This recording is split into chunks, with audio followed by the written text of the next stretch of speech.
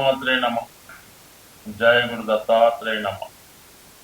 ఈ వీడియోలో మనం 2025వ సంవత్సరంలో ఏ రాశుల వారికి ప్రభుత్వ ఉద్యోగం అనుకూలంగా ఉంటుంది, అలాగే ప్రభుత్వ ఉద్యోగం కాకుండా వారు చేసే ప్రయత్నాన్ని బట్టి ఒక పెద్ద జాతీయ అంతర్జాతీయ స్థాయిలో ఉన్నటువంటి సంస్థల్లో ఉద్యోగంలో ప్రవేశించడానికి కానీ ఉద్యోగంలో మార్పు కొరకు చేసే ప్రయత్నాలకి ఈ 2025వ సంవత్సరం మన మే నెల నుంచి ముఖ్యమైనటువంటి గ్రహాల మార్పు కారణంగా ఏ రాశి వారికి ఏ ఏ ఫీల్డ్, ఏ ఏ పరిశ్రమలు, ఏ ఏ సంస్థల్లో అనుకూలత ఉంటుంది, అలాగే వారు ఉద్యోగం చేసుకుంటేనే మంచిదా, లేదంటే వ్యాపారంలోకి మారితే ఇంకా ఇంప్రూవ్మెంట్ సాధించవచ్చా, మరి కొందరైతే 2 రకాలుగా చేసుకుంటే ఏ విధంగా ఉంటుంది అన్న విషయానికి ముఖ్యంగా ఎవరికైనా వారి జీవితంలో పైకి రావాలంటే ఒకటి వారు ప్రయత్నం ఉండాలి, అలాగే వారికి తగు విధమైన అర్హత, వారికి ఏ స్థాయిలో ఆ స్థాయిని బట్టి మనం చేసుకుంటే ఆ ప్రయత్నం ముందుకెళ్తుంది తప్ప మన స్థాయిని మించి చేసే ప్రయత్నాలు కూడా చాలా వరకు అత్యాశకు వెళ్ళినట్టు అవుతుంటాయి. కాబట్టి దానివల్ల కూడా ఉపయోగం ఉండదు. బట్ ఏదైనా మీ అర్హత, మీ స్థాయిని బట్టి ప్రయత్నం చేసినప్పుడు దానికి గ్రహాల యొక్క సహకారం కూడా కొద్దిగా యాడ్ అయి అది మీ యొక్క భవిష్యత్తుకి ముందుకు తీసుకెళ్ళడానికి అనుకూలత ఏర్పడుతూ ఉంటుంది. అలాగే మనం ఏదన్నా ఒక వ్యాపారం చేయాలి అనుకున్నప్పుడు వరుసగా వస్తున్నటువంటి ఆ జాతకుడి యొక్క దశలు, అంతర్దశలు, ఈ గోచారంలో ఈ మధ్యలో ఏలినాడు శని, అష్టమ శని రాకుండా కంటిన్యూగా కనీసం ఒక 10 సంవత్సరాలైనా ఒక మంచి పీరియడ్ ఉంటే ఆ జాతకుడు ఆ ఫీల్డ్లో నిలదొక్కుని దాంట్లో ధనం, నేము సంపాదించడానికి అనుకూలత ఉంటుంది. మనం ఏదైనా ఒక వ్యాపారం కానీ ఒక వ్యవహారం కానీ ప్రారంభించినప్పుడు ప్రస్తుతం ఉన్నటువంటి టైం చూసుకోవడం జరుగుతుంటుంది. అంటే ఒక 6 నెలల దాకా, సంవత్సరం దాకా టైం బాగానే ఉంది కాబట్టి ఈ ప్రారంభం అది బాగానే జరుగుతుంది. ఆ సంవత్సరం 6 నెలలు దాటిన తర్వాత నెమ్మదిగా మరి ఆ బ్యాడ్ పీరియడ్ స్టార్ట్ అయినప్పుడు మొత్తం క్లోజ్ అవ్వడం కూడా జరిగి చివరికి అప్పులు మిగిలే అవకాశం ఉంటుంది. కాబట్టి సో ఏదైనా ఉద్యోగంలో ప్రవేశించడానికి రాబోయే దశలతో పెద్దగా అక్కర్లేదు, ఫలితం అక్కర్లేదు. రాబోయే దశ బాగున్నా బాగపోయినా ఉద్యోగంలో ప్రవేశించాక ఉద్యోగంలో ఒడిదుడుకులు ఎదుర్కొన్నా అది కంటిన్యూగా అవ్వడం జరుగుతుంటుంది. అంటే ప్రభుత్వ ఉద్యోగం అయినప్పుడు, మళ్ళీ ప్రైవేట్ ఉద్యోగం అయినా కాబట్టి కొంత ఆటుపోట్లు ఉంటాయి. బట్ ఏదైనా ఉద్యోగంలో ప్రవేశించాలనుకున్న వాళ్ళకి రాబోయే పీరియడ్ అంతా బాగలేకపోయినా ఇప్పుడున్న పీరియడ్ బాగుంటే అతను ఉద్యోగంలో సక్సెస్ అవ్వడానికి అవకాశం ఉంటుంది. అదే వ్యాపారానికి అలా కాదు, ఇప్పుడు పీరియడ్ బాగుండాలి, రాబోయే పీరియడ్ బాగుండాలి, ఆ తర్వాత రాబోయే పీరియడ్ బాగుంటేనే వ్యాపార పరంగా సక్సెస్ అయ్యే అవకాశం ఉంటుంది. కాబట్టి ఇన్ని రకాలుగా ఆలోచించి అధిక మొత్తంలో పెట్టుబడి పెట్టేవాడు ఇవన్నీ ఆలోచించవలసి ఉంటుంది.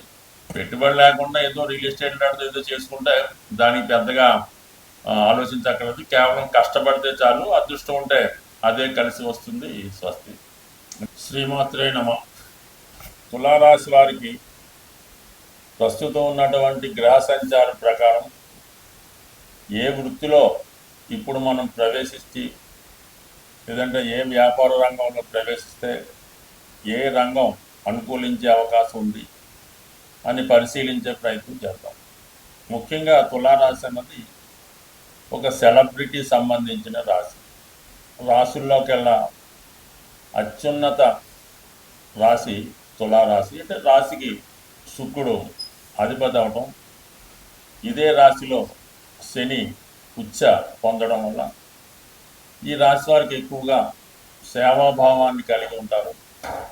నిజాయితీ, న్యాయమైనటువంటి మనస్తత్వాన్ని కలిగి ఉంటారు. అంటే శని భగవానుడు ఉచ్చ పొందాడంటే ఒక సాధారణ వ్యక్తి అత్యున్నత స్థాయికి వెదిగాడు అని ఈ రాశి చెప్తూ ఉంటుంది. ప్రస్తుతం ఉన్నటువంటి ప్రజాస్వామ్యానికి తులారాశి ప్రాతినిధ్యం వహిస్తూ ఉంటుంది. ఒకప్పుడు రాచరిక రాజ్యాలు ఉన్నప్పుడు మేషరాశి, సింహరాశి ఆధిపత్యంలో ఉండేవి. ఎప్పుడైతే ప్రజాపాలన స్టార్ట్ అయిందో సాధారణ ప్రజానీకానికి కూడా అధికారం చేపట్టే హక్కు ఏర్పడిందో అప్పటి నుంచి ఈ తులారాశి వారి యొక్క ప్రాధాన్యత పెరిగింది. అక్కడ ఈ రాశి సింబల్ కూడా ఒక న్యాయ దేవత ఉంటుంది కాబట్టి అందరికీ సమాన న్యాయం అన్నది ఈ రాశి యొక్క ప్రత్యేకత. ఇక్కడ రాజైనా సేవకుడైనా ఒకే న్యాయాన్ని కలిగి ఉంటారు. అందుకే ఈ రాశిలో రాచరికానికి గుర్తైనటువంటి సింహరాశి అధిపతి రవి నీచ పొందడం జరుగుతుంది. అంటే నీచ పొందడం అంటే కొంత తన స్థాయి తగ్గి సామాన్యుడిగా ఉండడం జరుగుతూ ఉంటుంది. శని ఉచ్చ పొందడం వల్ల సామాన్యుడైనటువంటి మామూలు వ్యక్తి గొప్ప వ్యక్తిగా అధికార ప్రతినిధిగా చలామణి అవకాశం. అంటే ఎక్కువగా న్యాయ శాఖకు సంబంధించినటువంటిది నిజాయితీగా ఉండడం వల్ల ఎక్కువగా ప్లీడర్లు, న్యాయవాదులు, జడ్జెస్ ఈ రాశిలో ఉండడం జరుగుతూ ఉంటుంది. ఈ శుక్రుడు కళారంగానికి కారణం అవుతుంటాడు.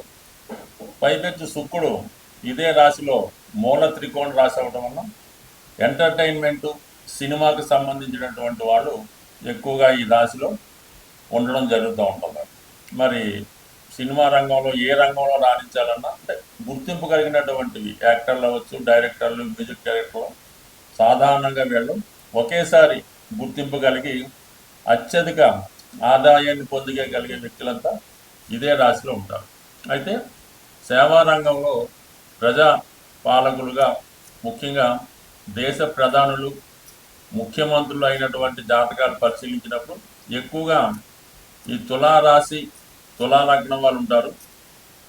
ఎక్కువగా ఈ తులారాశిలో శని ఉండగా జన్మించిన వారు వారి యొక్క ప్రారంభ జీవితం అనేక ఇబ్బందులు ఎదుర్కొన్నప్పటికి కూడా మరి సెకండ్ హాఫ్లో తర్వాత చివరి భాగంలో నెమ్మదిగా ఒక మెట్టు జీవితంలో పైకి పొంది ఎవరు ఊహించని విధంగా ఉన్నత స్థాయికి చేరడం జరుగుతూ ఉంటాం. సో అందువల్ల ఏంటంటే ఈ రాశిలో వారు ఆటోమొబైల్స్, ఫైనాన్స్, గోల్డ్, క్లాత్స్ ఇటువంటి వ్యాపారాల్లో చిన్న స్థాయిలో స్థాపించిన పెద్ద స్థాయి ఎదగడం జరుగుతుంది. ఎక్కువగా సాఫ్ట్వేర్ రంగానికి సంబంధించినటువంటి వాళ్ళు ఎక్కువ మంది ఈ సాఫ్ట్వేర్ సొంతంగా ఆఫీసులు పెట్టి ఆ సంస్థలను నెలకొల్పిన వాళ్ళు అంటే పెట్టుబడి వర్గం, ఇన్వెస్ట్మెంట్ చేసేవాళ్ళు ఎక్కువగా ఈ తులారాశి, తులాలగ్నంలో ఉండడం జరుగుతూ ఉంటుంది.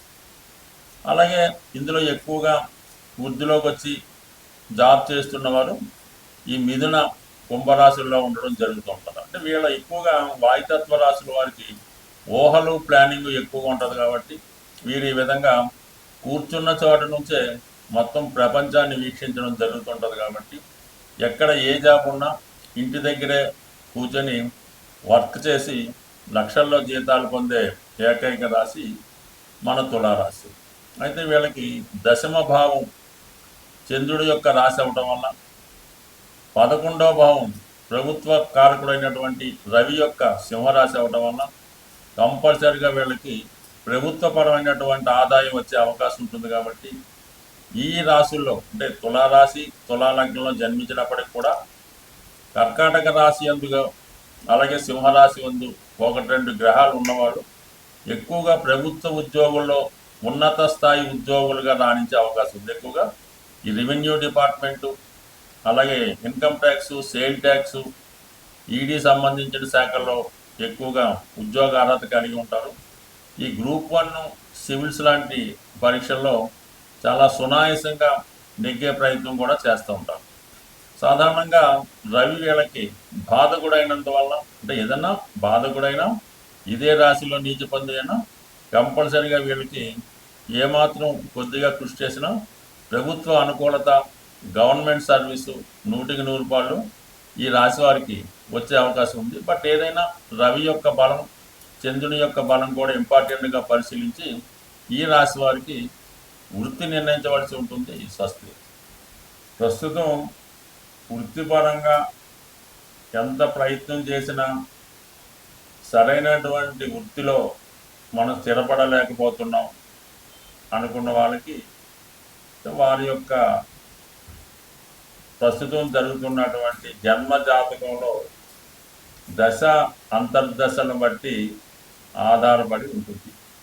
ఇప్పుడు మనం అనుకున్నది ఏంటంటే కేవలం కామన్గా గోచరీత్యా ఉన్నటువంటి ఫలితాలు, తర్వాత సహజంగా ఏ రాశి వారికి ఎప్పుడు ఏది అనుకూలం అనుకున్నాం. అయితే అన్నిటికీ ఒకే పరిహారం అన్నట్టుగా ఈ ఉద్యోగానికి అంటే ఒక క్రమశిక్షణ ఉద్యోగం అంటే సూర్య భగవానుడు ఖచ్చితంగా టైంకి సూర్యోదయం అవుతుంది, సూర్యాస్తం అవుతుంది.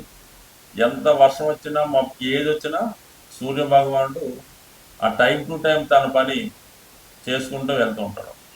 అలాగే ఏదైనా వృత్తిలో స్థిరపడాలనుకున్న వాళ్ళకి ఒక క్రమశిక్షణగా ఒక ఉదయం వేకువజామునే లెగ్స్ ఉండడం, అలాగే సాయంకాలం సమయంలో నిద్ర, ఇవన్నీ ఒక టైంలో పంచుమాటుగా చేయాలి. మీరు పొద్దున్న లేచారు 5:30 ఓకే, ఇదో పార్క్ వెళ్ళారు వాకింగ్ అరగంట టైం ఓకే, టిఫిన్ 9:30 అంటే 9:30కి రోజు భోజనం 1:30 2 అనుకుంటే ఆ టైంలోనే భోజనం, సాయంకాలం 4 గంటల టీ అంటే 4 గంటలకే తాగండి, మళ్ళీ 8 గంటల ఈ టైం మెయింటైన్ చేయండి. మీరు ఖాళీగా ఉండండి, కానీ ఈ ప్రతి పని కూడా ఒక టైంకి పర్ఫెక్ట్గా చేయడం వల్ల, అలాగే మీరు ఎక్కడో ఉన్నారు మీ మదర్కి ఫోన్ చేయాలి ప్రతిరోజు అదే టైంకి, లెగిసిన వెంటనే ఉదయం 7 గంటలకి అదే టైంకి మీరు ఫోన్ చేయండి, ఆవిడ ఎదురు చూస్తుంటారు, మీ పని కార్యక్రమం పూర్తవుతుంది. ఈ విధంగా ఒక టైం ప్రకారం సిస్టమేటిక్గా మీరు నిరుద్యోగిగా ఉన్నా ఉద్యోగం ఉన్నా ఈ టైం సెన్స్ పాటించడం వల్ల కంపల్సరీగా మీ యొక్క వృత్తి వ్యాపారాలు ఇంప్రూవ్మెంట్ అవుతూ ఉంటాయి. మీరు ఒక షాప్ పెట్టుకున్న కాలనీలో ఉన్నారు, ఒక్క మనిషి రానివ్వకండి, టైం మెయింటైన్ చేయండి. ఉదయం 6 గంటలకి షాప్ ఓపెన్ చేయమని బోర్డు రాయండి, 6 గంటల నుంచి సాయంకాలం 6 గంటల దాకా ఉంటుంది. ఎంత ఇబ్బంది వచ్చినా ₹1 అమ్మకపోయినా ఉదయం 6 నుంచి సాయంకాలం దాకా ఓపెన్ అయి ఉంటే నెమ్మదిగా మీ కస్టమర్స్ పెరుగుతారు, సమయంగా ఆ టైంకి వచ్చి తీసుకెళ్ళడం కూడా జరుగుతూ ఉంటుంది. అదే ఒకరోజు 10 గంటలకి, ఒకరోజు సాయంకాలం 4 గంటలకు క్లోజ్ చేయడం, ఈ వర్షం వచ్చిందని సెలవు ఇవ్వడం, ఈ విధంగా చేయడం వల్ల మీ కస్టమర్ మీ దాకా రాడు, ఎక్కడో అక్కడ బయట నుంచి కొనుక్కొని మీరు ఉంటారో తెలియదు కాబట్టి వాడు ముందు ఏర్పాటుతోనే రావడం జరుగుతుంటుంది. కాబట్టి వ్యాపారం అయినా ఉద్యోగం అయినా క్రమశిక్షణ టైం మెయింటైన్ చేయండి. ఇదే దైవారాధన లాంటి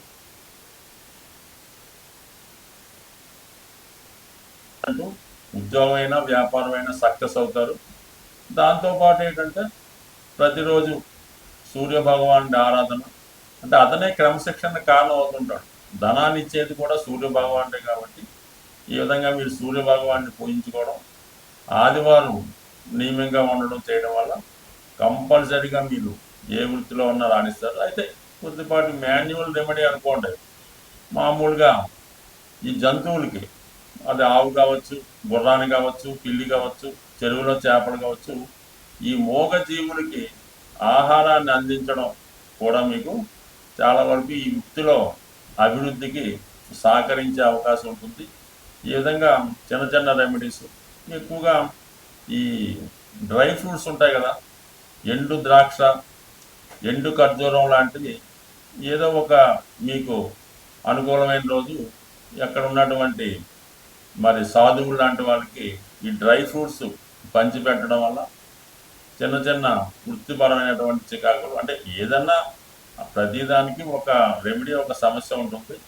అయితే మనం ఆ ప్రయత్నం చేస్తూ ఈ పరిహారాన్ని కూడా చేసుకోవడం వల్ల మరి భగవంతుడి యొక్క అనుగ్రహంతో ఉపాధిలో స్థిరత్వం వచ్చే అవకాశం ఉంటుంది. స్వస్తి.